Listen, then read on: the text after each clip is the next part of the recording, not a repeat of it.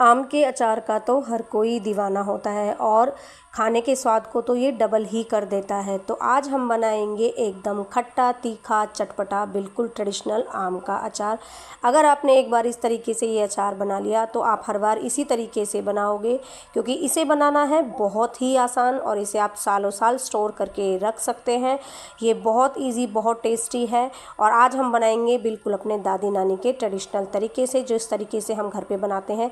और मैं बना रही हूँ 5 किलो का आम का अचार। तो चलिए शुरू करते हैं। इसके लिए यहाँ पे सबसे पहले मैंने सभी आमियों को अच्छे से धो लिया है।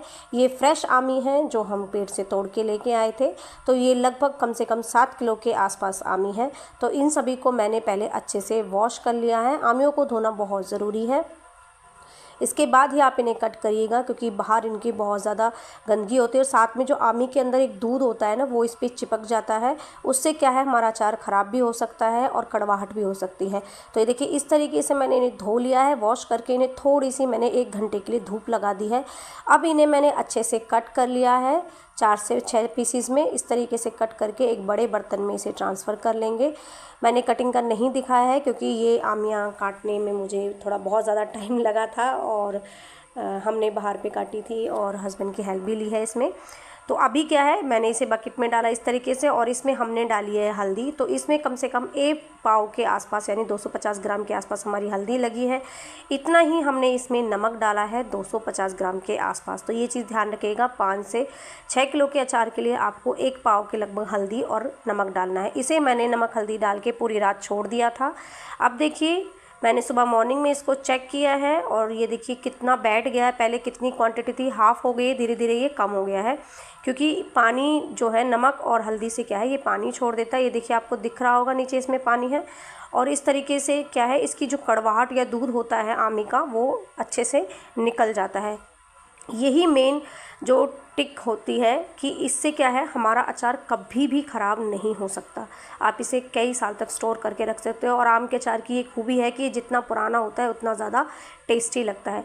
तो अभी मैंने इसको जो है इस तरीके से फैला के चारपाई पे सुखा लिया था। लगभग पूरे दिन की धूप लगाई है और ये देखिए अच्छे से बिल्कुल एकदम ड्राई हो गए हैं, बिल्कुल भी इनमें पानी नहीं है और देखिए कलर कितना बढ़िया आया हल्दी की वजह से। तो अब इसमें हमें दोबारा से हल्दी डालने की ज़रूरत नहीं पड़ेगी। ये देखिए हल्दी छूट भी नहीं रही है, यानी ये बहुत परफेक्टली सूख चुका है। तो अब बारी आती है इस अचार को डालने की। तो अब यहाँ पे मैंने सबसे पहले तेल चढ़ा दिया गर्म होने के लिए, क्योंकि हमें आम के अचार के लिए तेल को अच्छे से बढ़िया तरीके से गर्म करना है, इसका कच्चापन बिल्कुल निकाल देना है। जब तक हमारा तेल गर्म हो रहा है तब तक हम मसालों की तैयारी कर लेते हैं। तो यहाँ पे मैंने एक प्लेट ली है, इसमें मैंने लिया है 2 बड़ा चम्मच मेथी दाना। तो मैं अगर आपको क्वांटिटी में बताऊँ तो मैंने लगभग 200 ग्राम, 150-200 ग्राम के आसपास जो है मेथी दाना इसमें लिया है। 150 ग्राम इनफ रहेगा। तो 150 ग्राम के आसपास मैंने जो है इसमें मेथी दाना लिया है। 150 ग्राम के ही आसपास मैं इसमें जो राई ले रही हूँ, आप राई नहीं, सरसों लेना है। राई यूज़ मत कीजिएगा, इसमें आप सरसों यूज़ कीजिएगा। पीली वाली हो पीली वाली ले लीजिएगा, काली सरसों हो तो काली सरसों लीजिएगा, जो मोटे दाने की होती है वो वाली सरसों आपको इसमें यूज़ करनी है। इसके साथ ही मैं यहाँ पे इसमें यूज़ कर रही हूँ सौंफ। सौंफ मैं लगभग 100 ग्राम के आसपास ले रही हूँ। सौंफ आप फ्रेश वाली लीजिएगा, पुरानी वाली मत लीजिएगा। इससे क्या फ़ायदा हो जाता है, फ्रेश सौंफ जो होती है ना, उसका जो स्मेल और जो टेस्ट होता है वो थोड़ा अलग होता है। जब जितना जितना ये पुरानी होती चली जाती है ना, इसकी स्मेल भी कम हो जाती है और इसका टेस्ट भी बहुत कम हो जाता है। तो इसलिए आप जब भी सौंफ ले तो थोड़ा फ्रेश वाली ले। अभी ये तीनों चीज़ें मुझे हैं थोड़ा सा हल्का सा इनको मुझे भूनना है। भूनना किस लिए ज़रूरी है, जो ये मेथी और जो ये राई सरसों होती है इसमें थोड़ा ऑयल की मात्रा होती है। तो जब हम इसे अगर कच्चा डालेंगे तो क्या होगा कि हमारे अचार में स्मेल होने के चांसेस रहेंगे। अगर इसे हम थोड़ा सा रोस्ट कर लेते हैं तो ये ऑयल रिलीज़ नहीं करेगी और हमारे अचार में स्मेल भी नहीं होगी। तो हमारा जो तेल था उसमें भी धुआं आना स्टार्ट हो गया है और अच्छे से ये जो बॉयल हो चुका है, मैंने इसे बंद कर दिया है। और यहाँ पे मैं दूसरी गैस पे जो है मसाले भून रही हूँ। बिल्कुल लो फ्लेम पे आपको हल्का सा भूनना है, बहुत ज़्यादा नहीं, सिर्फ हल्का सा, यानी कि इनका कच्चापन दूर हो जाना चाहिए। हल्का सा आपको स्मेल आनी स्टार्ट हो जाएगी भूनने की, बस इतना ही भून लेना है। और इसके बाद आपको गैस की फ्लेम ऑफ़ कर देनी है। बट इसे फ्लेम ऑफ़ करने के बाद भी आपको चलाना है, क्योंकि मसाले जो है वो थोड़ा सा गरम बर्तन में जो है लग सकते हैं। तो इस तरीके से आप इसे चला लीजिए और ठंडा कर लीजिए बिल्कुल। अब इन मसालों को हमें थोड़ा कूटना है, या तो आप इन्हें कुटा कर लीजिए या फिर इन्हें आप मिक्सी में हल्का सा दरदरा पीस लीजिए। बिल्कुल फाइन बिल्कुल मत पीसिएगा, हल्का सा दरदरा, यानी कि आपके जो मसाले हैं उनके 2 पीसेस हो जाए, यानी टूट जाए, बस इतना आपको इसको दरदरा पीसना है। पहले तो क्या होता था कि सिलबट वगैरह से इसको हम दरदरा पीसते थे हाथों से, बट अब मिक्सी का ऑप्शन है तो मिक्सी से आप इसको पीस सकते हैं। तो देखिए मैंने बिल्कुल हल्का सा पीसा है, ये देखिए बिल्कुल, ये बारीक नहीं किया है इसको। तो अब यहाँ पे हमारे जो बाकी मसाले हैं वो इसमें हम ऐड कर देते हैं। तो यहाँ पे सबसे पहले मैं डाल रही हूँ कश्मीरी लाल मिर्च। इससे हमारे अचार का जो है बहुत बढ़िया कलर आने वाला है। कश्मीरी लाल मिर्च से बहुत अच्छा कलर आएगा, बिल्कुल एकदम मार्केट जैसा कलर आएगा हमारे जो अचार का है। तो यहाँ पे मैंने जो है 2 बड़े चम्मच जो है कश्मीरी लाल मिर्च ऐड की है। इसके साथ ही यहाँ पे जो तीखी वाली जो मिर्ची होती है वो वाली भी मैं इसमें ऐड करूँगी। तो यहाँ पे मैंने वो वाली मिर्ची भी इसमें लगभग 1 बड़ा चम्मच के बराबर ऐड की हुई है। अब बारी आती है हींग की। तो यहाँ पे देखिए 1 चम्मच मैंने हींग इसमें डाली है। हींग से 2 फ़ायदे होते हैं, एक तो हमारा अचार जो है प्रिजर्व होता है, हींग से ख़राब होने के चांस कम होते हैं। दूसरा, ये हमारे टेस्ट को बहुत ज़्यादा बढ़ा देता है और हमारे अचार की जो लाइफ स्टाइल है उसको भी इंक्रीज़ करता है। तो इसलिए हींग आपको ज़रूर इंक्लूड करनी है मसालों में। अभी इसके साथ ही यहाँ पे मैं डालूँगी काला नमक। तो काला नमक और सफ़ेद नमक आपको दोनों को यूज़ करना है इसके अंदर। और इसके साथ ही जो आम के अचार की मेन इंग्रेडिएंट होता है कलौंजी, वो आपको ज़रूर डालनी है। तो यहाँ पे लगभग मैंने 50 ग्राम के आसपास जो है कलौंजी ली है। कलौंजी को ना तो आपको भूनना है और ना ही इसे आपको पीसना है, इसको आपको साबुत ऐसे ही मसाले में यूज़ करना है, इसी तरीके से मसाले में मिला लेना है। तो फ्रेंड, जो टिप्स मैंने आपको बताई है वो अच्छे से ध्यान रखिएगा। अगर आप मेरी बताई टिप्स के साथ और मेरी बताई गई ट्रिक्स के साथ ये मसाले तैयार करते हैं और अचार डालते हैं तो मैं गारंटी देती हूँ कि आपका अचार बिल्कुल भी ख़राब भी नहीं होगा, लॉन्ग टाइम चलेगा भी और टेस्टी भी बनेगा, मार्केट से भी ज़्यादा टेस्टी बनेगा। तो यहाँ देखिए ये मैंने इसमें थोड़ी सी मिर्ची और ऐड की है क्योंकि मुझे थोड़ा सा और स्पाइसी करना था, इसलिए आप तीखापन अपने हिसाब से रख सकते हैं। अब इन सभी मसालों को हमें अच्छे से पहले मिला लेना है। ये बहुत पुराना तरीका है जो कि मेरी दादी मम्मी वगैरह सभी यूज़ करती थी, तो मैं मोस्टली अचार इसी तरीके से बनाती हूँ। मुझे ये इजी भी लगता है, वे अचार जल्दी भी डल जाता है और दूसरा सबसे बड़ी बात है कि अचार बिल्कुल भी ख़राब नहीं होता है। मैं बहुत बार इस तरीके से डाल चुकी हूँ, मेरा काफ़ी लंबे टाइम तक अचार चलता है। तो आप अगर 5-7 किलो अचार डाल रहे हो तो ये क्वांटिटी का आपको ज़रूर ध्यान रखना है।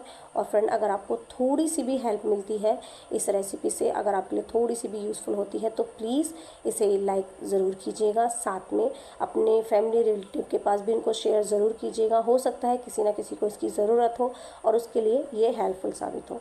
तो प्लीज़ फ्रेंड, लाइक शेयर ज़रूर कीजिएगा। इसके साथ ही अगर आप पहली बार मेरी वीडियो को देख रहे हैं, पहली बार मेरे चैनल पे आए हैं, तो प्लीज़ चैनल को सब्सक्राइब ज़रूर कीजिएगा। बेल आइकन को तो ज़रूर ही दबाइएगा ताकि इसी तरह की और नई नई रेसिपी का नोटिफिकेशन आप लोगों तक पहुंच सके। आप लोगों के प्यार और सपोर्ट की वजह से मेरे 1K सब्सक्राइबर कंप्लीट हो चुके हैं। तो मैं उम्मीद करती हूं कि आप लोग इसी तरीके से अपना प्यार मुझे दिखाते रहेंगे और मेरे चैनल को सपोर्ट करते रहेंगे। तो ये देखिए हमने सारे मसाले मिला लिए हैं। तो अब बारी आती है आम में मसाले मिलाने की। तो ये देखिए मेरे पास बर्तन छोटा था तो मैंने 2 बर्तन में इसको डिवाइड कर लिया है। तो ये देखिए 2 बर्तनों में इसको डाल लेना, उसी हिसाब से हमें मसाला डालना है। मसालों को भी मैं 2 भाग में डिवाइड कर दूंगी। आधा मसाला मैं एक बर्तन में डालने वाली हूँ और आधा मसाला मैं दूसरे बर्तन में।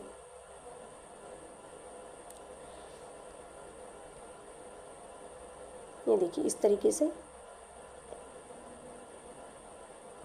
तो अभी ये जो मसाले हैं, तेल डालने से पहले आप एक बार इनको मिला ज़रूर लीजिएगा। और अब यहाँ पे ये जो तेल है मैं इसमें तेल डाल देती हूँ। पहले तेल इतना डालिएगा कि आपके जो मसाले हैं अच्छे से आपके आम के ऊपर कोट हो जाए। बहुत ज़्यादा तेल मत डालिएगा वरना जो है मसाले बिल्कुल आम पे से अलग हट जाएंगे और सारा मसाला तेल में जाके बैठ जाएगा और आम के जो टुकड़े होते हैं वो बिल्कुल ड्राई हो जाएंगे। तो तेल इतना डालिएगा कि मसाला जो है अच्छे से आपके आम पर लिपट जाए बढ़िया तरीके से। तो देखिए फ्रेंड कितना बढ़िया लग रहा है, ये देखने में इतना टेस्टी लग रहा है कि आप देखते ही आपके मुंह में पानी आ जाएगा। मेरे घर पे तो जब भी आम का अचार बनता है तो मैं एक दिन ही रख पाती हूँ, दूसरे दिन तो बच्चे जो हैं इसको खाने के लिए मांगने लगते हैं। और ये फ्रेंड इंस्टेंट बन भी जाता है। देखिए अभी इसको जो हमने इसके साथ इसको सुखाया था, इसको जो हमने नमक का पानी लगाया था, उससे क्या फ़ायदा हुआ, उससे ये फ़ायदा हुआ कि अभी हमें अचार का वेट नहीं करना पड़ेगा। अब जब आप इस अचार को डालोगे तो आप इसको 2 दिन या तो धूप में रख दीजिए या फिर आप ऐसे ही 2 दिन इसको रख दीजिए, लेकिन आपको एक बार इसको घुमाना ज़रूर है, यानी कि नीचे का ऊपर करना है अचार। 2 दिन कंटिन्यू आपको ये चीज़ करनी है। 2 दिन बाद आप बेशक इसको खा सकते हैं, आपका अचार एकदम खाने के लिए तैयार हो जाएगा और ये बहुत बढ़िया लगता है। दूसरा तरीका अचार को प्रिजर्व करने का, यानी कि ख़राब ना हो, इसके लिए मैं आपको एक तरीका बताती हूँ कि आप जब भी अचार डालें, यानी कि ज़्यादा क्वांटिटी में आप डाल रहे हो, 5 किलो 10 किलो का अचार डाल रहे हो, तो आप हमेशा ये कीजिए कि अचार में से 1 किलो या आधा किलो अचार आप अलग निकाल के रख लीजिए और बाकी का अचार आप जो है जिस भी डब्बे में डालें उसे बंद करके बिल्कुल अनटच करके रख दीजिए। उसको हवा नहीं लगनी चाहिए, क्योंकि क्या होता है कि हम जब बार बार अचार के जार को खोलते हैं, बार बार करते हैं, तो मौसम चेंज होता है। यानी कभी गर्मी ज़्यादा होती है, कभी सर्दी होती है, तो कभी बारिश का मौसम आता है। उससे क्या होता है, जो बाहर का मॉइस्चर वाला एयर है, यानी कि नमी वाली जो हवा होती है, वो अचार के अंदर चली जाती है और उससे क्या होता है कि अचार में गर्म सर्द का टेम्परेचर बनने की वजह से अचार जो है फंगस ले लेता है और वो ख़राब हो जाता है। तो इसलिए अचार को बार बार आपको नहीं अनकवर करना है। तो आपको ये चीज़ ध्यान रखनी है कि थोड़ा अचार आप बाहर निकाल लीजिए किसी कंटेनर में खाने के लिए, और उसके बाद बाकी अचार को आप बिल्कुल कवर करके रख दीजिए। सेम जब वो आपका पहले वाला अचार ख़त्म हो जाए तो आप दूसरा अचार निकालिए और उसमें डालिए और फिर दोबारा से इसको ढक के रख दीजिए। इससे क्या होगा कि आपका अचार लॉन्ग टाइम तक चलेगा। और एक बार जब ये अचार आपका कम से कम 6 महीने लगभग 1 साल इसको हो जाएगा पुराना, उसके बाद ये ख़राब बिल्कुल भी नहीं होता है। तो देखिए इस तरीके से मैंने एक जार में अलग निकाला है और एक बड़े जार में मैंने अलग डाल के रखा है। तो मेरा ये आम का अचार बनके तैयार हो गया है। आप भी इस तरीके से घर पर ही ईजिली आसानी से एकदम तीखा चटपटा खट्टा मीठा आम का अचार बना के तैयार कर सकते हैं। तो वीडियो पसंद आए तो लाइक शेयर ज़रूर कीजिएगा। मिलते हैं नेक्स्ट वीडियो में, तब तक के लिए हैप्पी कुकिंग।